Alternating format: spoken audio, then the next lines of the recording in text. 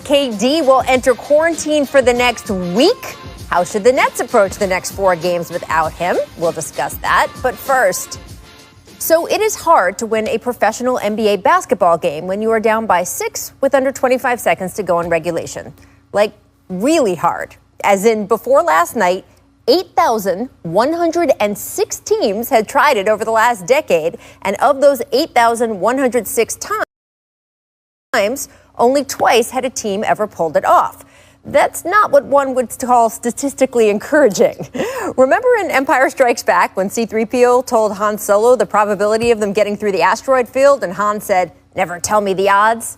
Yeah, even those odds were better than what the Pacers faced last night in New Orleans. Down 6 with under 25 on the clock. So it was an absolute mad experience watching what happened next. Victor Oladipo pulling up from nearly 30 feet. That shot as free and easy as a Sunday bucket at the park. The Pelicans appeared a bit stunned as the ball went in, but with just 20 seconds to go at that point and possession, New Orleans still should have been pretty comfortable, right? Leading by 3? Except then J.J. Redick, who has been on one end or another of hundreds of thousands of inbound passes over his 15-year career, was part of boofing this one. Both he and Lonzo Ball dissolving under the Pacers' press.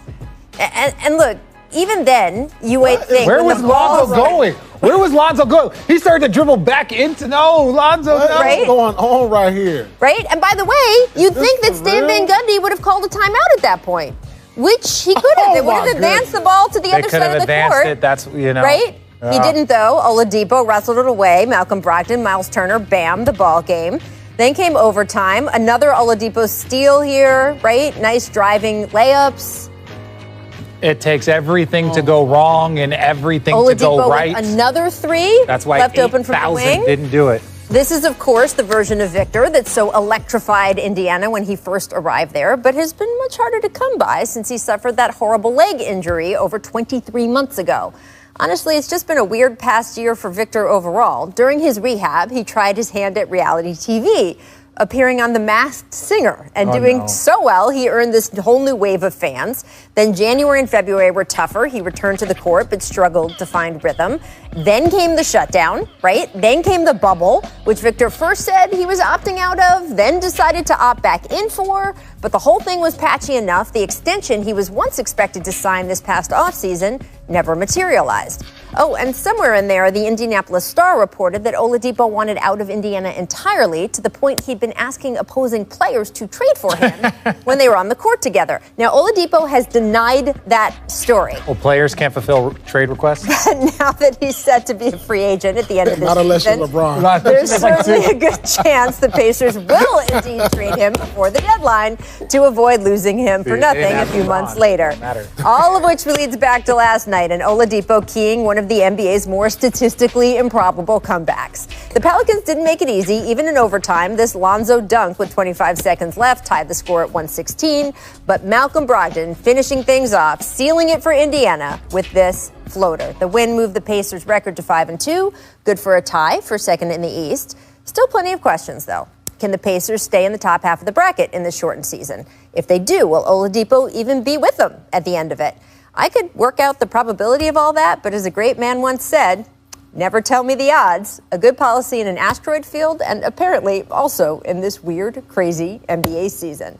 So, Paul, Oladipo is extension eligible still. He's one of the few contracts in the NBA. There's all these different parameters, but he can still sign throughout the season right up until the end. So they could just extend him and keep him with him, or they could decide he's more valuable to have as trade bait and basically deal him before the deadline, get more back for him, and start with a fresh start with sort of that kind of group. What do you think is a better move for the Pacers right now? Well, the problem is you have to figure out what the extension number is going to be, because a player like Oladipo, who's been an all-star, is probably asking for max dollars to stay in Indiana. And if I'm a GM or owner for Indiana, I'm not sure if I want to give that to him based on his injury-prone history. And I want to see if he can get back to that all-star level. So, I'm kind of stuck in the middle on what to do. Do I trade him, get younger picks?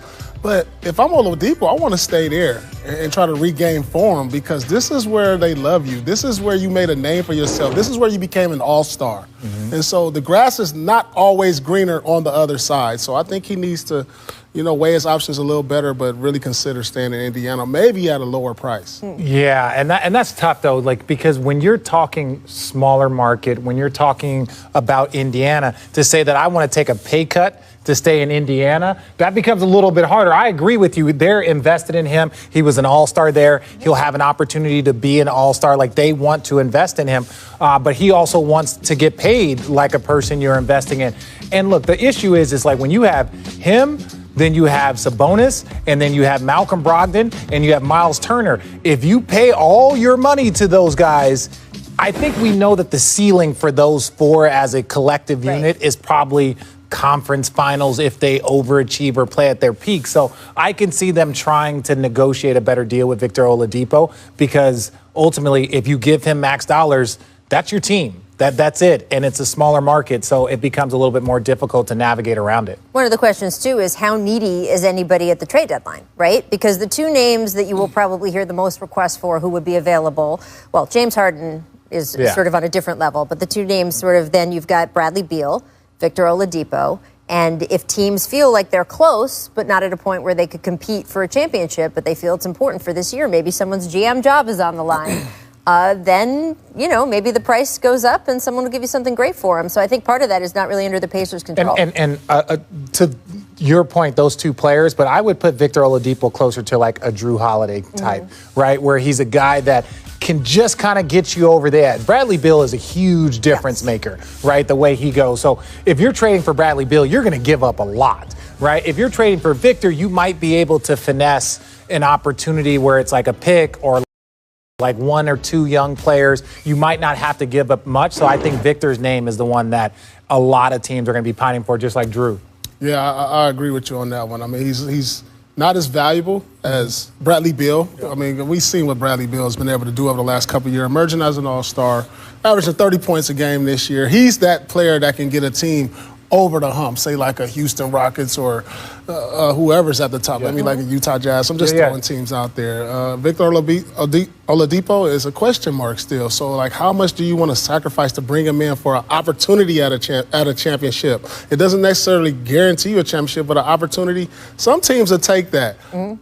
But it's not guaranteed. Well, it's in Victor's best interest, obviously, to play as well as he can, up his own value, either for a contract or a trade to a contender, and did that last night. Wow, what a crazy, crazy end of that game. I want to switch over to what happened in the state of Texas. Luka and the Mavericks went into Houston and beat James Harden, John Wall, and the Rockets behind a 33-point triple-double from Doncic. Now, unfortunately for Houston, Boogie Cousins only got to see the floor for 3 minutes. Kentucky buddies, right? Yeah, Cousins picking up friends 2 between texts. the lines, Paul. Woo! Brief entanglement. You had friends Really between the lines, Paul. If you went to Kansas and I went to Kansas, there's mutual respect because we went to the same school. We're alumni. I mean, come on. Come on. Kentucky has so many guys in the NBA. I mean, if they and they were all at Kentucky for 8.5 minutes. Half of the game, referee so it's are you really explaining his wait, you went to reasoning Kentucky for the second too? technical, saying Cousins gave, quote, an overt gesture directed at an official in resentment of a non-call. Richard, do you think Boogie's ejection was warranted based on his actions? Is this like Tim Duncan smiling or whatever? No, because and look, I think everyone will understand that you get a little leeway when you're Boogie Cousins and you're a multi-time All-Star and you're averaging 25 points a game. Antics are allowed. We've seen it with other players. We don't need to go and say names like Draymond or need to say other names where you've seen antics allowed to a certain degree because you've earned that Richard right. Jefferson. Yeah, sometimes. Yep. But when you have an individual that hasn't played in 2 years and is now coming off the bench, the same antics that were allowed 2 years ago when you're an all-star are not allowed right now. I don't think that he would have been thrown out of the game if it was 2 years ago and he was 25 points a game. Yeah, I'm telling you, it means more when you get 25 a game. Yes. So I mean, okay, but Boogie's been being thrown out of games for a while now. Yeah, I think 2 years ago. He's in the same stratosphere as Rasheed Wallace. Yeah. I mean, you think old dogs are going to learn new tricks, but they're not. But you have to give him a longer rope because you already know he's going to be demonstrative. You know he's going to play with a lot of emotion. So he needs a little bit more rope than some of these other guys. Like Draymond, he needs a little more rope. You know he's going to do it. But is it worth throwing a guy out the game if it's really not that necessary. Yeah, you put a hand on somebody, okay, that's one tech. But a look or a stare down or a couple words. But when you average in 25, Paul, yeah, that's easy. You get flip it over to if you're someone who averages a lot of texts, right? You made the comparison to Sheed, right? Yeah. So if you are someone who has a history of technical fouls, like let's say Bridget does, are the officials a little bit trigger happy? Let me tell you this: if I'm the coach and you out here getting double technicals in the game, and you only giving me like 7 points a game, I'm hot. I'm like, you just took away 2 points. I'm like, now you're giving me, now that's 5 points that you ain't got me. Yeah. So, yeah. Don't you think sometimes I can take it from somebody. Quicker to whistle on someone who has a history? No, yes, they are, but they're also allow more with a person. If you are an all-star and you are running off and saying these stuff, they give you, because they don't want to throw the all-star out of the game. They understand there's different rules, Richard, for different players in this. No, I'm not saying that. The NBA is saying that. Richard wouldn't know about these things. The calls you get and all, the leeway with not getting text. He wouldn't know about that. Yeah, look. Every foul that he got, he earned it. Everyone. But no, look, Boogie Cousins, again, this is like what we talked about, players that have had to adjust over the course of their career. Yes. Understanding, let's say like a Carmelo, let's say guys that as they careers have, changed and adjusted, it takes that moment. Boogie Cousins, you're not going to get away with the same stuff you did when you were averaging 25 points a game and you're an all-star. You're not. Even if you've always done it, you're not going to get away with it as much. I couldn't get a call. No. Couldn't get a call when I got to the Clippers. So your difference with like Celtics, Wizards versus Clippers. When I got to the Clippers, I couldn't get a call. Yeah, that's what I'm saying. It happens. It's an adjustment. And that may be the end of that discussion. Coming up, stick with us. A beautiful lob poster from Bam last night. Ooh. We're going to look at the best alley-oop posters of all time. First, though, time for our Disney play. This date in 2008 featuring a very spry Richard Jefferson. What? You know it was a long time ago. New Jersey Richard. Jefferson makes it. New Jersey Richard could have missing. It's a make or miss league. Cut that. Have enough cups of coffee, that's where you get. Make Miley Cyrus, Pacers, Pelicans. First, Zion comes up with the big block. Go ahead. Then rewarded with the alley-oop. Is it just me or has his athleticism gone down? No, seriously. I feel like he was dunking a lot harder. Yeah, like that. I'm just saying. Last year. Look at that. Last year. Mr. Bobmer, I thought that was... Y'all didn't want to do the full body change? Look though. But look at this dunk by Zion. I feel like last year he would have tried to tear the rim off. Yeah, but look at this. Great lob. And it just, maybe it was behind or whatever. But I need to see that same fierceness of explosiveness that he's been showing for the first 12 games of his career. Maybe he'll get back to that. He got the bucket. What do you want? I want to see Zion. Fair play, Kings Warriors. Marvin Bagley stuck out on an island with Steph Curry. You can guess how this turned out. This happened more than once in this game. Did his dad tweet after that? He like, trade my son. To trade my son. He doesn't need to be on that island. Trade my son. We don't need him. That still was Steph Curry on the perimeter. The third. As if there was some confusion over which Marvin Bagley he wanted traded. Hey, let's say this. Sacramento is invested in your son like no other team will. You need him to succeed there. Trust me. Trust me. Hey, trade him so he don't get isolated on Steph Curry. No, we can't have De'Aaron Fox dad saying, De'Aaron Fox had the best response of that entire back and forth. He just tweeted, Jesus Christ. Make twirling, Rockets Cavs. Luka puts on like a million moves on Christian Wood and then airballed the fadeaway. He's laughing about it because he's been, got him. Too easy. Oh, my goodness. That was a nice move, though. He just expended a lot of effort before we got there. That look like he got a lot of me in him. You know what? Hold on. No, seriously, though. No, look it, because, it looks slow and lethargic, but he always get there, you were so annoying. He a better passer, but as far as scoring ability, me and him got a lot in common. Yeah, it's like you're not supposed to be athletic, but you're athletic. You get the shot off. Like, no, seriously. I'm real. A lot of it. Look at that. Paul, you're I wouldn't airball from that short, but he got a lot of Paul has won a title in the Finals MVP. He can say whatever he wants. Miss Humility, back to Kings Warriors. Kelly Oubre working hard inside, thinks he gets a bucket, flexes. No, I didn't see it. It does not go in. Flex on him. Paul, is this your boy Von Wafer? You see guys hide? I was in Boston when Remember Von this Wafer one? did this. He went down the lane and Charlie, he thought he made the dunk. Right? Looking to the camera. And then tries it out. Watch out, man. Oh, man. Jermaine O'Neal got traveling because he bumped into him. Come on. Oh, come on. Watch the guys hide. Watch his teammates hide. Watch, keep going. If you see his teammates hide, they start to duck and hide. Look, they hide behind they hide behind the table. They're like, oh no. Is our next watch, guest look, go and that hide. keeps looking at the wrong camera? Look over there. I don't know what camera. I'm looking at all the TVs. That TV. Oh, I'm sorry, guys. Come on, Von. Poor Mylan's in the studio, like waving his arms over his I'm looking at the head big like screen. an airplane conductor. Make the Bayou. Thunder Heat. Bam catches the lob, packs it in on Mike Muscala. Richard, is the ceiling the roof for Bam Adebayo? He's so good. And you know what I like about him is now that we've seen the game change, we've also seen a hybrid of these 4/5 players. You know, Montrezl Harrell, you have him. He's on your list for guys who could catch bodies. Yeah, he definitely catches body. But we were talking about body catchers, but he's a lob body catcher. Yeah.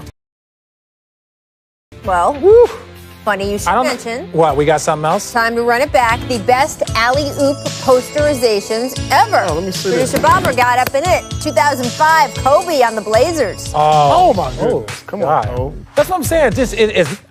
We're not What did I look going. after? We're not saying get off our lawn. Man, oh, man. But the stars used to Come be on. body catchers. Yeah, I don't see that, man. We got this. That's a good conversation right now. What stars today is catching bodies outside of Giannis? 1984, we can do that during Ooh, break. Rookie Michael George. Jordan, Sidney Moncrief, welcome. Even Sydney was laughing. Ooh. Woo! He's like, damn it, he got me. He was not. He might have been one of the first. He was not going to be the Not last. gonna be the last. Look at Skinny Mike. Look at Skinny Mike. Young Michael, 2011, Dwight on Drew Holiday. Oh. That's not a fair. When the bench Yeah. starts moving. Right. Is that Malik Allen? No, that's nice, but Ooh, when your ooh. center dunk on the point guard, I was gonna say. it don't get the same. DeAndre, remember DeAndre on Fox? No, it was. Oh, look at 2013, now this was LeBron on nasty. Jason Terry. I thought JT died. That was a little revenge for him. Until Courtney Man, Lee. leave my Wildcat brother No, alone, listen, man. I We thought had he him died on on the this show play. and asked him I about thought he this. died. Look at it. You need the yellow tape. And Bron, just a bully. I thought he needed Well, white tape after this. There was some history there, as you know. Honestly, I can't stand Bron. He's such a. This was the one. 2013, Oh, DeAndre Jordan on Friday that's one of the. night. That's one. Look at him. Look at Vinny Del Negro trying to calm him down. Look at Vinny Del Negro. He's like, you can't calm him down off a dunk like that. Look at DeAndre afterwards. when I look at these highlights, most of these are point guards jumping. Like, why are the point guards jumping for these alley-oops? Look at that face there. Ew. Coming up, the This is East crazy. Semis rematch between the Celtics and Raptors left one team in a state of disarray. We will discuss the national championship game, Alabama and Ohio State on Monday. Big lineup for a big week. All right, guys, welcome back to The Jump. We now bring in our ESPN NBA insider covering the league all over the East Coast, Tim Bontemps. Welcome. Hey, thanks for having me, Rachel. Tim, what up, man? Hey, P. How you doing, man? I'm good, Happy New Year man. to everybody. Happy There New you Year. go. It's a Boston hello. There we go. I want to take you That's down right. to Tampa last night when we're talking about the Celtics. 40 points from Jason Tatum.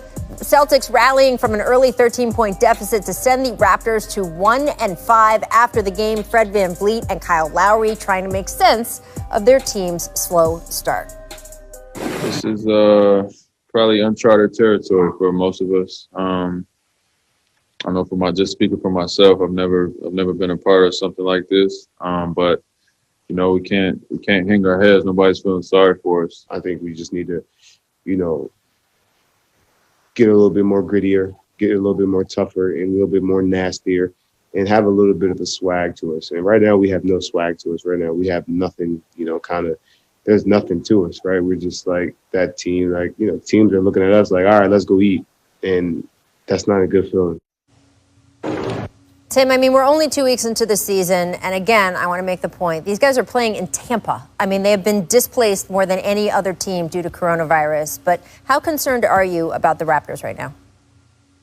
I'm really concerned, Rachel. I thought that game last night with the Celtics starting Tremont Waters here at point guard, without Marcus Smart, without Kemba Walker, playing on a back-to-back, having played in Detroit the day before, that felt like a game for Toronto to get right. Get a nice win at home, or at least their temporary home. before going out on this 4-game West Coast trip and around the team. Instead, it was the exact opposite. Fleet and Kyle Lowry said after the game, Nick Nurse, the coach of the Raptors, went basically through every bench player on the team other than Chris Boucher and said that they were not playing good enough. Aaron Baines, the starting center, got Pascal Siakam continues to look lost. So, yeah, I'm very concerned about the Raptors. It is only 2 weeks into the season, but this team does not look anything like the top of the East team that it was supposed to be coming into the season. Well, look, my thing about this team is that, look, last year when they won 15 games in a row, they were overachieving, right? Like, that wasn't probably them. They were a very good team. I think where they finished in the bubble is probably where they should have, especially given their expectations at the beginning of the year. But then now this year, I think they're just underachieving. They're not a team that should be finished second in the conference, and they're not a team that should be 1-5. So they have a lot of guys that aren't shooting the ball well, particularly well. Powell is not shooting the ball well. I think with a leadership like Kyle Lowry, they're going to be fine. But the last part is, do not underestimate losing Marc Gasol and Serge Ibaka. Yeah. Like, do not underestimate. You look at what Marc Gasol, him and LeBron James have an amazing pairing right now, and then you add that the way Serge has fit with the Clippers. So you can't look at those two guys and say, these guys are fitting great with championship teams and think that Toronto's not going to have a drop without them. Yeah, absolutely. 2 starters to a championship team. Well, Paul, let me ask you a question. Toronto keeps being mentioned in the James Harden rumors. Masai Ujiri, remember, took a flyer on Kawhi Leonard, and even though he didn't stay, it paid off for 1 year. Do you think they should kick the tires on that more, Paul? James Harden? I mean, anything they can do to kick the tires in Toronto help. I mean, shoot, but it looked like they pushing that flat tire over there. But they are who I expected them to be. When you lose Kawhi last couple years, you lost Marc and Serge. It may be time to start thinking about trading Kyle Lowry. I mean, he's an aging vet who still can bring some value to a veteran team. Siakam he's one of the ones playing well at the start. Yeah, he's playing solid. Siakam has been struggling. Yes. I mean, but he's their young star. He's who they have invested in, and start building around him. Lowry, he's a guy that can help people right now. He can help a contending team. So if I'm Toronto, I'll look at probably start to rebuild after losing all these veterans within the last couple years. Yeah. I hope that Kyle stays in Toronto just because I like it when a player bonds with a franchise the way he has. I will say that I would expect the Clippers to be pretty aggressive on trying to go after. They need more of a floor general. If guys like that start to become available, I'm curious which teams they will be visiting and whether Toronto is one of them. All right, Paul, I want to switch over to the Celtics because with that win last night, they moved to 5-3. How encouraged are you by their start? Well, I'm very encouraged for the simple fact you don't have one of your star leaders in Kemba Walker. And you've seen Jason Tatum and Jaylen Brown playing like the all-star who we think he can be this year. So this is very encouraging for the Celtics. Although I was disappointed in that loss at Detroit, but they made it. They came back and beat Detroit. But you got to be encouraged, especially for their lack of depth, Smart being out, Kemba being out. And they're right up there at the top with the Eastern Conference. Well, and what I like about, Jaylen Brown is that he's that quote unquote, he's been that third guy now for a while, whether it was with Kyrie was there or when you had Gordon Hayward and then you had Kemba Walker. Not that Jaylen Brown wasn't a stud, but he's continued to work on his game. He's continued to add to his game. And the way he is playing now, look, the first 25 games, 30 games dictate whether or not you're going to be an all-star. Your team's record and your performance. He is performing like an all-star. Jason Tatum might be the best player, but Jaylen Brown is doing so much at a high level. It's just hard to ignore that.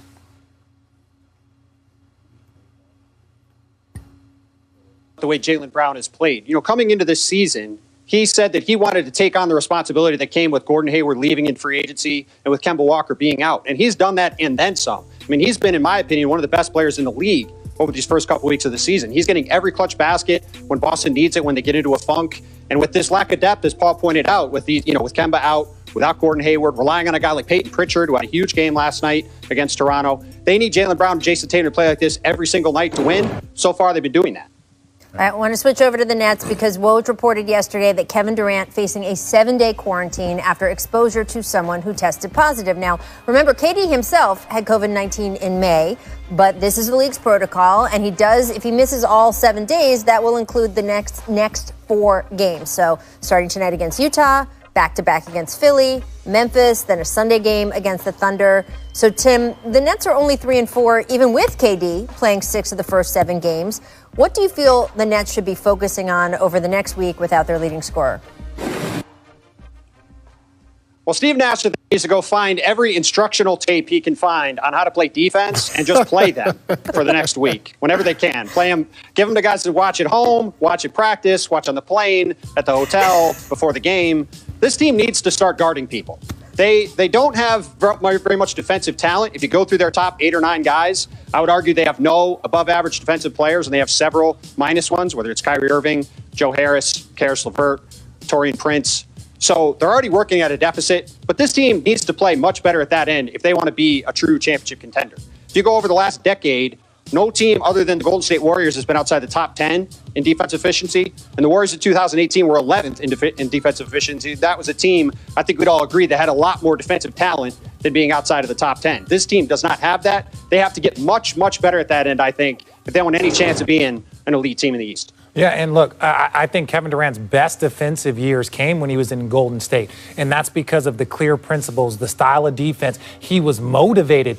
He was up there in conversation towards the end of the year, is like, could he be the defensive player of the year? So is he going to be able to get to that same spot? I don't think so. I think for me, you have to look at the other guys. You always have to look at your team from as a player and say, where can I contribute? Losing Spencer Dinwiddie, Taurean Prince. These guys have to focus on the defensive end. If you told me all I have to do is become an above average defender and we are a championship level team, but that's what it's going to take. But that's also going to be the leadership. You talk about the leadership of Kyrie, the leadership of Kevin Durant. Can they get the other players to buy in on a defensive scheme? And Steve Nash and, look, we know Mike D'Antoni is not a defensive, monster, but they need a lot of guys contributing on the defensive end, and they're not getting it. Yeah, you don't have to have individual great defensive players to have a great defensive team. You just need a great infrastructure on defense. I mean, my Boston Celtics team, we didn't have individual great defenders outside of Kevin, but we had a system in place. But also, I've been watching the Nets this year, and I think they have to do a better job at staggering their stars, too. Mm-hmm. I think Kevin or Kyrie needs to play with the second unit. I also believe Jared Allen should be starting. I mean, I think he's a huge key to what they do defensively. And so I think it's just minor tweaks in what they need to do with their lineup as far as staggering minutes with your stars, getting more time, trying to find more minutes for Jared Allen in that starting lineup also. And I think that'll help their defensive performance moving forward. Tim, what's the politics right now on Jared Allen starting? Well, DeAndre Jordan is friends with Kevin Durant and Kyrie Irving, so he is starting. There's little doubt to me that Jared Allen is the far better player, and he should be starting, and Paul is right. I'm sure Richard would agree, whether he'll say it or not. And it just doesn't seem like it's going to be the case, and that's to Paul's point. That's one of the tweets that should happen. It's all about who your friends with. It's all about who you. It's all about who your friends with. Why are you pointing at me? Anyways. That was fantastic. Tim, thank you so much for joining us. I will say that as soon as they fired the coach, DeAndre Jordan was starting the very next. Hey, listen. Richard Jefferson was friends with LeBron. Who? Therefore, he got on the team. I don't like that dude. You know what I'm saying? Therefore, he made the team. People, he had 1 foot out the league at that point. But are you kidding? I held on as long as I could. Just poor Tim has no idea what he's gotten into. Here's what the joke recommends for today, friends. Baxter Holmes revealing how the additional protocols are adding extra strain to the NBA's team health officials. Keeping the players safe has created more difficulty with keeping players healthy. We will discuss this more after the break. This is legendary. I'm Rachel Nichols here with Richard Jefferson, Paul Pierce. Let's talk about some of the struggles that league employees are dealing with off the court. Now, before the break, we recommended a story from our friend Baxter Holmes on how team health officials say they're struggling to find balance in managing their jobs amid the current COVID-19 protocols. Compliance with league policy has fallen largely on athletic trainers, who, of course, also responsible for helping players maintain their bodies for optimal performance. One anonymous, look at these quotes. One anonymous Western Conference head athletic trainer told Baxter, quote, "We're responsible for the logistics of all the staff, PCR testing, and all of the player rapid testing, and the compliance with the timelines that go into that every day, whether it's an off day, game day. So the workload has increased dramatically, and there's not been a decrease in any of the other workload." Richard, I thought you guys could give good insight, right, between the relationship between players and trainers and this relationship changing with coronavirus protocols and sort of the burden on these guys. And the dynamic is always. Why a little weird. You're setting it up. All you have to do is say this. It's different than what it was a long time ago. But that's not the point. The point is like that anonymous GM or the anonymous trainer sounded like we have a lot more work to do. That's really what it comes down to, because when we first came into the league, and this is not a get off our lawn. It's the whole show. You had two trainers, and one of the trainers was an equipment manager, and that's also why they would crack jokes about if you're a young player, don't even think about getting on the table. Right. You need room for veterans, right? But now it's to a point where you have 3 trainers. You have what is it called? A sports science team. You have a sleep doctor. You have 3 nutritionists. You have 4 weight coaches. You have a staff of like 15 people that used to do a job of 3. So don't tell me that these protocols and this more work. Yes, it is more work, but there's a lot of people there that are helping to put their hands on these athletes. In other words, they're asking for a raise. Yeah, basically. That's basically saying we got a lot more work to do. We got a lot more work. I need more pay. I do think it's a lot, and the protocol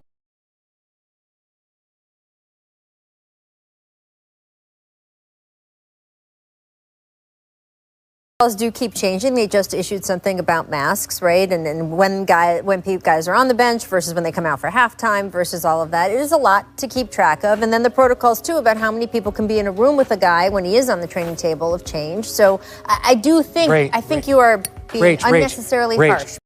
Go 10 years ago, yes, and look. And if we were to do a number, each team that had a quote-unquote training medical staff, and we can include the weight team, like the weight staff. Yeah. So you would have a weight coach and an assistant weight coach. No one had personal trainers. So then you would have so literally it's a total of 6. Now that number has ballooned to between 10 and 15. So between 10 and 15 versus 6, 10, 15 years ago, don't tell me that you can't still get hands on bodies of players. Basically what he's saying is can they just, the NBA hire one protocol person to handle that so we can focus on the players? That's what I'm hearing.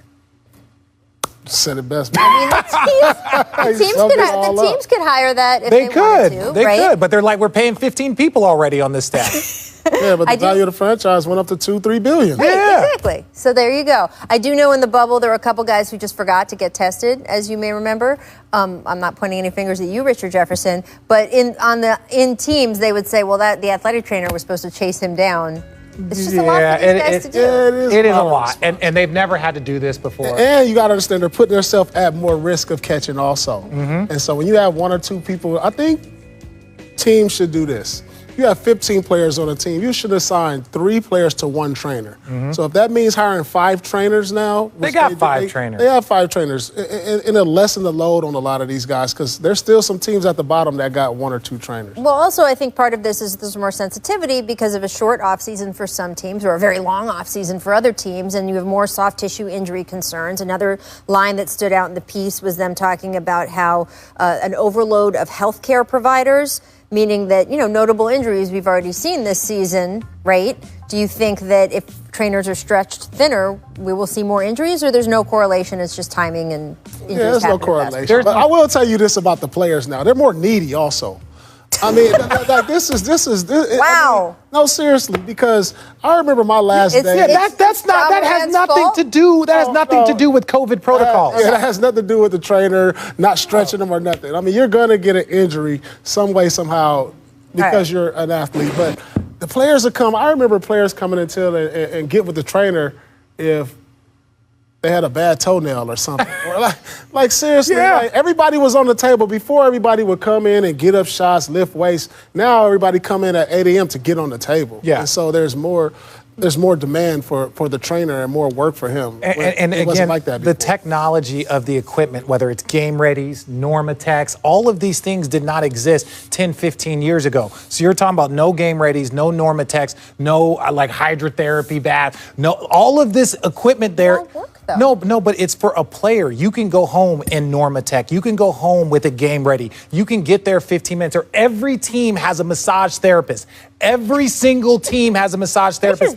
Sometimes, no, I'm not bitter. I'm just saying that the players have everything at their disposal. So for a trainer to come and say, well, we can't get hands on the players. It's like, wait, what are you talking about here? This is why I want to This is why he was anonymous, ladies and gentlemen. This is why he was anonymous. Because he's just like, wait, we only have 3 massage massage therapists, we have 6 trainers, and we have 3 wait staff. But, we have an overload. There you go. This is the word from these 2 guys. I can't see them from their lawn. I'm so far off it, but that's for later. Coming up in this show, after back-to-back wins, a couple of hot shooting nights from Steph Curry, are the Warriors back to being the Warriors again? We will discuss. We got a former Warrior on this set. At the end of the day, Klay Thompson does not take him from a non-playoff team to a contender. Right. He should take him from a playoff team to a contender. Yeah, I see the biggest difference is Draymond. His leadership on the court, the numbers aren't really showing it, but just his presence and what he does and what he says on the bench, on the court has made a huge difference. Yeah. If you're looking at scoring numbers to evaluate his worth, you're looking in the wrong place. He's been night and day so valuable for that team in the past couple games, much less the past years. All right, Giannis dropping 30 points in the first half last night, finishing with 43 in the Bucks' 10-point win over the Pistons. Paul, does Giannis need to take more of the Bucks' scoring load for them to reach their expectations, or is it just regular season? For them to meet their expectations, they need to play Detroit every night. I mean, come on. Look at this defense. There's no wall. Come on, Plum. He's just laying the ball up. He's dunking the ball. I mean, have they not seen the blueprint on how to guard him? I mean, come on. I mean, Giannis is a great player. Don't get me wrong. But I'm like, look how easy it looks for him. Detroit, he bottom of the doesn't East. do anything. Just, Blake Griffin having a tough go again. Oh, that's not Blake, though. We forgot about him as a body catcher. Yeah. Blake. I'm not even sure Blake played. Did Blake even play this game? Nah. I'm not saying anything. Don't look now. New York Knicks are 4-3. Let's go. They've won 4 of their last 5 games after beating the Hawks last night in Atlanta. Do you think Tibbs is going to have the Knicks being a playoff team this year, Richard?